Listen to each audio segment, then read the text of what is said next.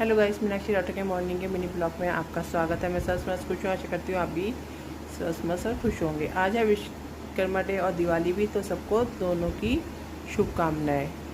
तो ओम गणपते नमः। जैसे कि आप जानते हैं कि गणेश पुराण का ब्लॉग होता है, तो कथा का आरंभ सुनिए।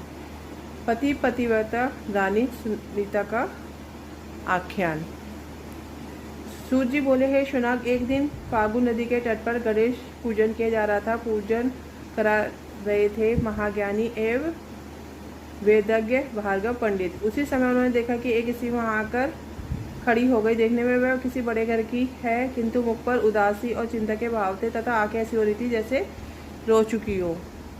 ऋषि को उसकी दीनता देखकर दया आ गई और वे बोले, महाभाग, तुम कौन हो और कहाँ से क्यों आई हो? यदि कुछ अभिष्ट हो तो बताओ, भगवान विनायक इसे पूर्ण करने में समर्थ है। उस स्त्री ने रोते हुए कहा, मुनीश्वर, मैं मालवेश के राजा चंद्रसेन की पत्नी हूँ। यद्यपि महाराज अत्यंत धर्मात्म, नीतिक और परम बलशाली, वैभव संपन्न है, मुझ पर प्रेम भी बहुत करते हैं, किंतु मेरे कोई संतान न होने के कारण उन्हें मेरी ही अनुमति से दूसरा विवाह कर लिया है।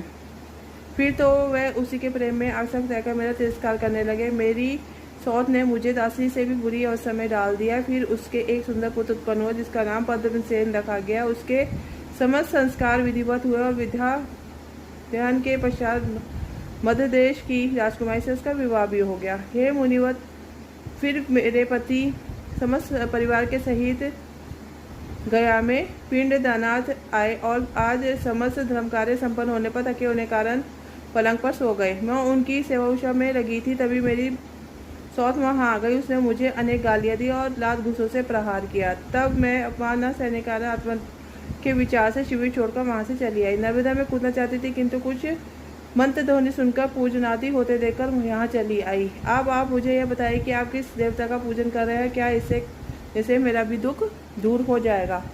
महर्षि ने उनकी बात सुनकर करुण दृष्टि से देखते हुए कहा, रानी, भगवान विघ्नेश का पूजन कर रहे हैं। यह प्रभु समस्त विघ्नों को दूर कर सभी अविष्टों के पूर्ण करने में समर्थ है। तुम इन्हीं विघ्नराज का पूजन करोगी तो तुम्हारे कष्ट शीघ्र दूर हो जाएंगे। यह कहकर मुनि ने उसे बैठने का संकेत किया और पूजन समाप्त होने पर प्रसाद दिया। तब रानी गणेश पूजन के सत्कार करके उन्हीं का स्मरण करते हुए अपने स्थान को लौट गई। तो इसी के साथ यहाँ कथा पूर्ण होती है। ओम गणपते नमः।